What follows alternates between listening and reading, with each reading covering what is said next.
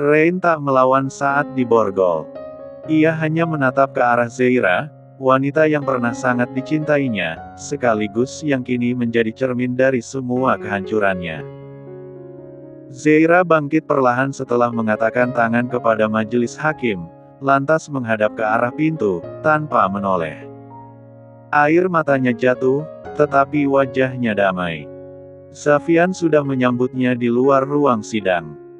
"Kamu sudah bebas sekarang, Zeira." Zeira mengangguk dengan wajah masih sembab. "Terima kasih sudah membantu saya sejauh ini, Tuan." "Sama-sama," sahut Xavian penuh arti. Mereka melangkah keluar dari gedung pengadilan agama. Hujan baru saja berhenti. Langit mendung, tetapi langit dalam hati Zeira perlahan mulai cerah. Ia tidak lagi membawa luka, hanya pelajaran. Ia tidak lagi berusaha bertahan di dalam rumah yang terbakar, tetapi telah keluar dengan langkah tegar dan pandangan yang lurus ke depan. Ini adalah awal yang baru untuknya. Untuk hidup yang lebih tenang. Mencoba menerima keberadaan Xavian di sisinya. "Jangan lupa janji kamu, setelah masa idahmu selesai, kamu akan menikah dengan saya." "Saya nggak akan melupakan itu, Tuan." Zeira melempar senyuman sendu. Tak ada lagi ragu. Lorong gedung pengadilan agama masih dipenuhi bisik-bisik para pengunjung saat Freya yang tadi pingsan di ruang sidang digotong oleh dua staf keamanan menuju ruang kesehatan di sana. Rosa panik mengikuti dari belakang sambil terus meracau nama menantunya. "Freya. Nak, tahan, iya, kamu harus kuat. Ada mama di sini," gumam Rosa, dengan suara gemetar. Brisia yang memegangi bahu Zeira di dekat tangga keluar menoleh sebentar, lalu kembali menatap sahabatnya yang masih terlihat syok. Wajah Zeira memang tenang setelah keputusan sidang tadi, tetapi matanya terlihat basah. Xavian menyadari itu. Ia, Ardo, dan Brisia duduk sejenak di bangku tunggu luar pengadilan untuk memberi waktu Zeira agar lebih tenang, sebelum mereka pulang. Beberapa menit kemudian, dokter jaga keluar dari ruang kesehatan dengan gurat wajah serius. "Mohon maaf, siapa keluarga dari Nyonya Freya Camilla Anggakara?" tanyanya. "Saya mama mertuanya, Dok." "Gimana keadaan menantu saya?" Rosa menyeruak ke depan. "Khawatir." Dokter itu mengangguk singkat. "Kondisinya sudah stabil. Tapi, ada satu hal yang mungkin perlu ibu tahu. Dari hasil pemeriksaan awal, kami mendeteksi tanda-tanda kehamilan." Rosa membelalak senang. Hamil. Freya hamil." Semua yang masih ada di area lorong mendadak membisu. Zeira yang mendengar pekikan mantan mertuanya itu pun menoleh perlahan. Matanya menangkap raut bahagia sekaligus puas di wajah Rosa. Dan wanita itu malah menghampirinya. "Lihat sendiri, Zeira. Kamu menceraikan Rain, dan sekarang istri barunya sedang hamil anaknya. Tuhan itu adil, bukan?" ujar Rosa dengan nada menusuk. Brisia mendelik tajam ke arah Rosa, tetapi Zeira hanya tersenyum kecil. Bukan karena bahagia, tetapi karena akhirnya ia benar-benar tidak merasa terancam oleh ucapan wanita itu. "Silakan kalau mau bersyukur, Bu," ucap Zeira pelan, mengganti panggilan untuk mantan mertuanya. "Saya cuma prihatin. Untuk perempuan yang berbahagia karena suami orang menjadi suaminya, dan kehamilan dijadikan alat kemenangan." Rosa terdiam sejenak. Zeira membungkuk sopan lalu berkata pada Brisia, "Ayo, aku nggak mau di sini lebih lama." Mereka berdua melangkah pergi, diikuti Xavian yang melempar tatapan tajam pada Rosa. Ardo pun menyusul dari kejauhan setelah berbincang dengan tim kuasa hukum yang telah banyak berjasa membantu Zeira memenangkan gugatannya. Sementara itu, Rain yang baru diseret keluar dari ruang pengadilan dan masih diborgol, hendak digiring oleh polisi ke mobil tahanan. Namun, ia sempat mendengar teriakan bahagia Rosa. Dokter bilang Freya hamil, Rain. Kamu dengar? Kamu akan jadi ayah, nak. Langkah Rain terhenti. Ia menoleh, wajahnya membeku. Freya hamil. Ia akan punya anak. Bukankah itu yang selama ini ia dambakan? Namun, yang ia rasakan sekarang bukanlah kebahagiaan, melainkan kekosongan. Karena bukan Zeira yang hamil. Dan entah mengapa, rasa hampa itu jauh lebih dalam dari apapun. Dalam hatinya, Rain mendesah. Pikirannya getir. Demi apa? Ia tidak senang sama sekali dengan kabar kehamilan istri keduanya tersebut. Mata Rain masih sempat melirik ke ruang kesehatan, tempat Freya yang masih terbaring di dalam sana. Ia hanya mengembuskan napas berat. Jalan. Jangan berhenti di sini, bentak salah satu petugas polisi sambil mendorong Rain. Rosa berusaha menghadang, ingin bicara lagi, tetapi polisi balik membentaknya, "Bu, tolong jangan halangi jalan." Rosa berakhir mundur, wajahnya panik. Ia hanya bisa menatap punggung gagah putra semata wayangnya dengan perasaan hancur sebagai ibu. Akan tetapi, hari itu ia juga sedang berbahagia karena akan segera menjadi nenek. Beberapa menit kemudian, Freya mulai sadar. Ia membuka mata perlahan, menatap langit-langit putih ruangan. "Freya, nak. Kamu sadar?" seru Rosa dengan suara menggema di sana. Dokter mendekat dan tersenyum. "Selamat, ya, Nyonya Freya. Anda sedang mengandung." Freya membeku. Ia menoleh pelan, menatap mertuanya. Aku hamil, Mas?" tanyanya. Namun, batinnya berkata lain. "Anak siapa ini? Mas Rain? Atau Bang Raja?" Tubuhnya terasa dingin, tetapi senyum paksa itu tetap ia pasang di wajah pucatnya. "Iya, sayang. Kamu hamil. Kamu akan menjadi ibu, dan Mama akan menjadi nenek," sahut Rosa teramat bahagia. "Kamu senang, kan?" "Iya, Ma. Aku senang. Aku bahagia." Rosa langsung memeluk menantunya. Tidak tahu bahwa pelukan itu tidak menyentuh hati Freya sama sekali.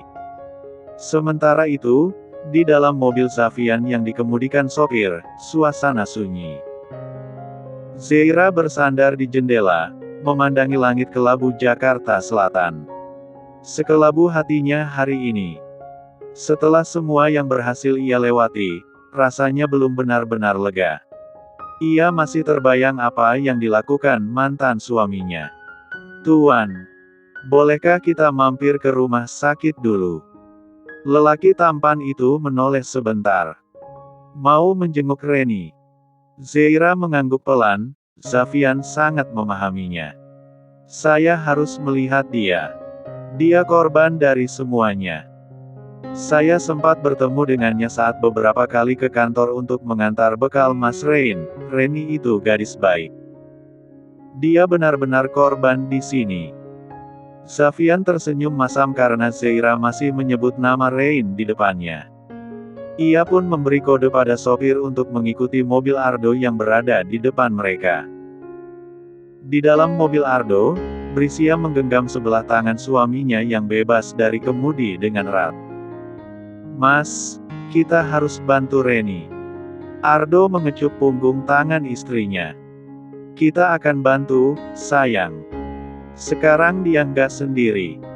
Kedua mobil itu melaju menuju rumah sakit Cendana Harapan. Satu babak telah selesai. Akan tetapi, luka yang ditinggalkan baru akan mulai dirawat.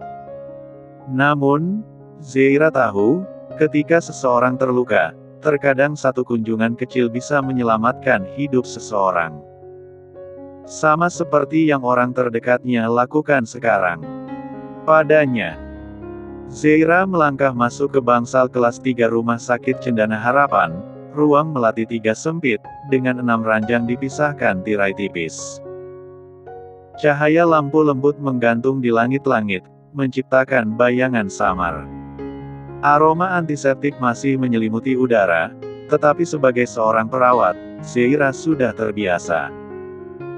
Reni duduk bersandar di atas ranjang pasien, wajahnya pucat, mata sembab, tangan kirinya diinfus. Begitu melihat Zeira masuk, ia dengan cepat menyeka air matanya dan menunduk, tak ingin Zeira melihatnya begitu lemah. Zeira mendekat pelan, hatinya mencelos. "Assalamualaikum, Reni," sapanya lembut, melempar senyum. Reni benar-benar meledak. Ia menegakkan tubuh, suaranya parau penuh penyesalan. "Waalaikumsalam, Mbak." Ia yang sangat mengenal Zeira sebagai istri atasannya pun segera menunduk. "Mbak, aku minta maaf." Zeira menarik napas dan mengembuskan pelan. "Nggak perlu minta maaf. Kamu juga korban di sini." Reni menunduk, bibirnya gemetar. "Mbak, aku benar-benar menyesal. Waktu itu, aku hanya berniat menolong Pak Rein, tapi dia saat itu mabuk berat dan kami." Reni menggantung kalimatnya. "Aku hanya merasa sangat bersalah, Mbak. Secara nggak langsung aku mengkhianati Mbak sebagai istrinya." Zeira menahan rasa sakit di dadanya. Lalu seminggu lalu, Reni berusaha menelan ludahnya yang tersangkut di tenggorokan. "Pak Rein datang sendiri ke apartemenku. Mabuk berat lagi. Aku coba mengusirnya, tapi dia memaksa masuk dan terjadi lagi kedua kalinya. Tapi yang kedua Pak Rein benar-benar menyakitiku lebih parah dari sebelumnya. Sampai aku pendarahan dan luka jahitan sebelumnya terbuka. Aku menyesali itu, Mbak. Aku bersalah kedua kalinya. Maafkan aku." Air mata Zeira jatuh perlahan, tetapi ia menahan diri. "Kamu nggak bersalah, Reni. Bukan kamu yang salah." Reni menggeleng, matanya tertuju pada infus di tangannya. "Tapi aku salah, Mbak. Karena aku mencintai Pak Rein dari lama. Aku bodoh, aku takut. Aku mencintai suami orang. Aku benar-benar menyesal." Zeira mengerti. Ia menepuk tangan Reni lembut. "Reni, kamu tulus, aku tahu itu. Itu bukan murni kesalahanmu. Lagi pula, sekarang aku udah resmi bercerai dengan Mas Rein dan dia udah ditahan atas apa yang telah ia lakukan sama kamu." Reni menunduk, terisak pelan. "Mbak Zeira, aku akan pergi. Aku nggak mau jadi beban. Aku akan menata hidupku yang udah hancur berantakan." Zeira menarik napas dalam. Namun, sebelum ia sempat menimpali, Safian yang sebelumnya menunggu di koridor pun masuk. Ia menyela, "Jangan kemana-mana, Reni. Saya dengar kamu butuh biaya untuk ibu dan adikmu di kampung. Tetaplah bekerja pada saya," ucap Safian rendah. Reni langsung menunduk, tak berani menatap atasannya. "Tapi, Pak, saya akan mengangkatmu sebagai manajer umum yang baru, menggantikan posisi Rein," lanjut Safian. Reni sontak terkejut dan buru-buru mendongak. "Pak Safian, tapi saya..." Safian menguar senyuman tipis. "Bekerjalah dengan baik dan loyal di Civic Corporation. Fokus pada kariermu. Dan di sini, kamu akan mendapat prioritas untuk pemulihan. Kami akan bantu biaya perawatan kamu. Kamu akan dipindahkan ke bangsal kelas 1. Zeira pun memeluk Reni. "Reni, kamu pantas mendapatkan kesempatan kedua. Kamu bisa kembali menata hidupmu menjadi lebih baik setelah ini." Reni kembali terisak, ia balas memeluk Zeira. "Terima kasih, Mbak Zeira, Pak Safian. Saya akan berusaha. Terima kasih banyak." Keesokan harinya di sebuah kamar apartemen sederhana milik raja, pagi menyingsing dengan cahaya lembut, menembus tirai putih di apartemennya. Suasana terasa hangat, menggantung aroma pengkhianatan. Freya membuka mata, tubuhnya masih lemas di pelukan raja. Rasa malu dan rasa bersalah tenggelam di balik kenikmatan semalam. Raja tersenyum, melihat Freya terbuka matanya. Ia meraih tangan Freya. "Hei, sayang. Selamat pagi." Sapanya lembut, penuh cinta. Freya menyunggingkan senyum tipis. Suaranya memendar getir kemudian. "Bang, sebenarnya aku hamil," bisiknya, gugup, senyumnya melebar. Raja menahan detak jantungnya. Hamil? Kamu serius?" Ia menatap Freya, seakan-akan mencari kebenaran.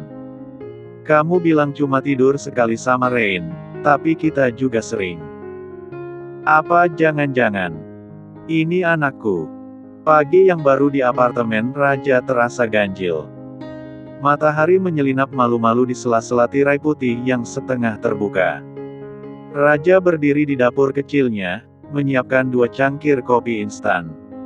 Pikirannya melayang pada kalimat Freya kemarin. Ia meletakkan cangkir di meja dan menatap kekasihnya yang sedang duduk di ranjang, membelai perutnya sendiri. "Jadi, kamu juga yakin kalau itu adalah anakku, kan?" Tanya Raja seraya duduk di sampingnya, nada suaranya datar dengan penuh rencana. Freya menoleh dan tersenyum kecil. "Aku yakin, Bang. Tapi, aku juga tahu ini kesempatan kita." "Kesempatan?" Freya mengangguk. "Rain di penjara, Mama Rosa sendirian. Dan aku adalah satu-satunya istri yang sedang mengandung anak putranya.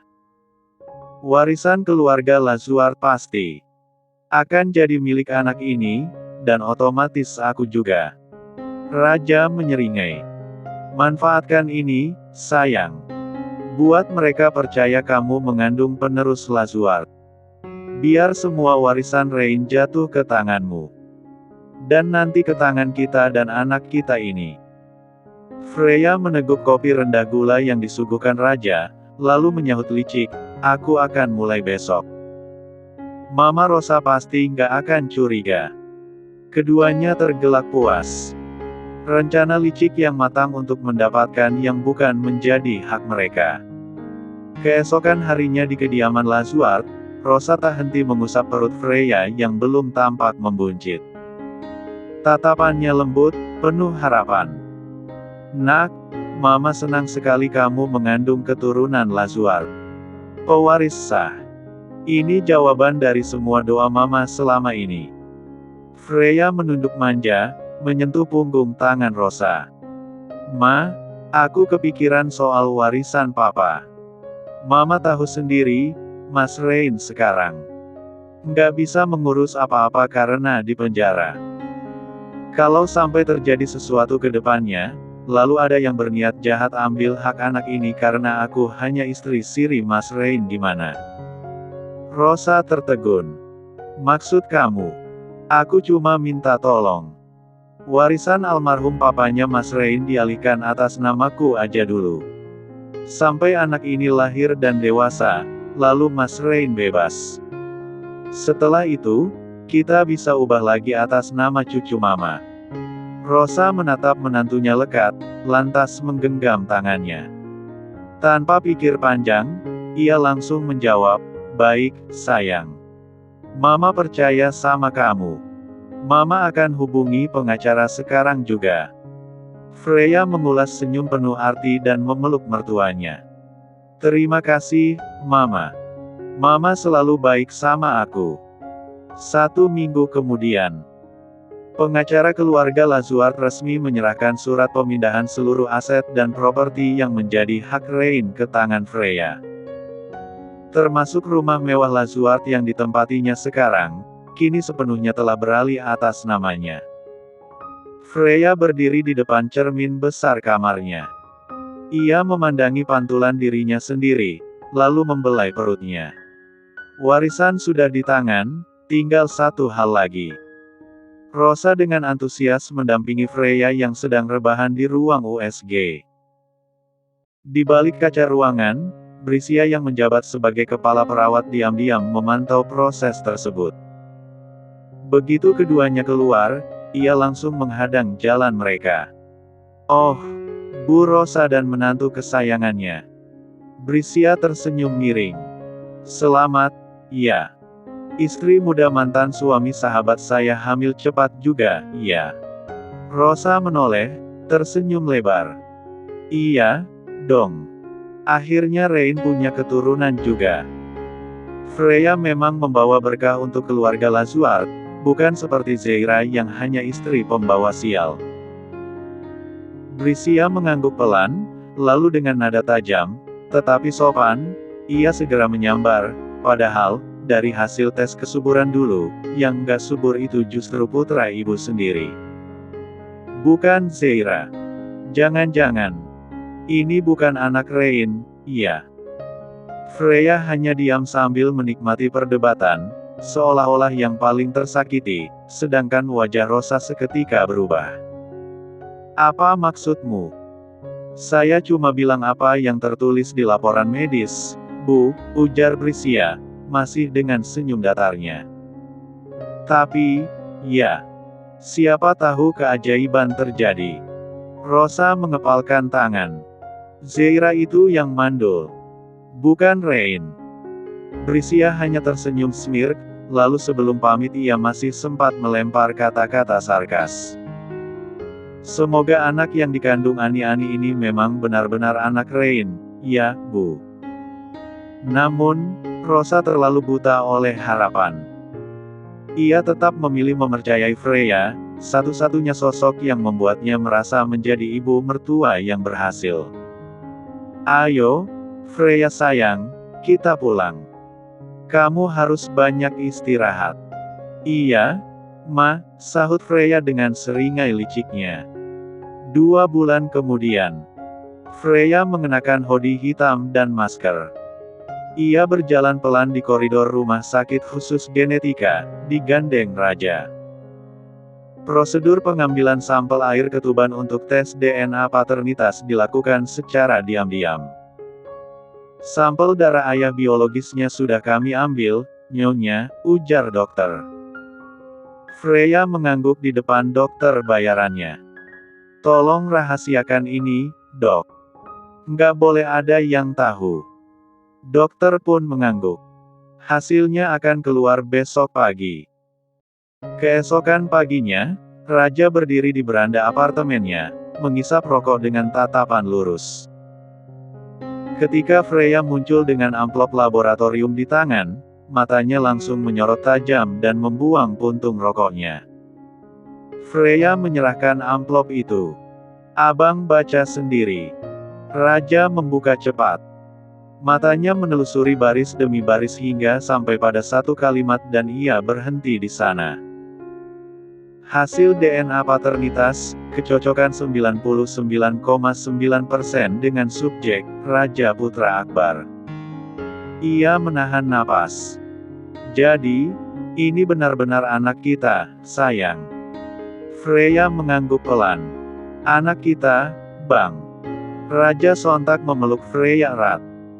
"Kita menang, sayang. Mereka akan hancur."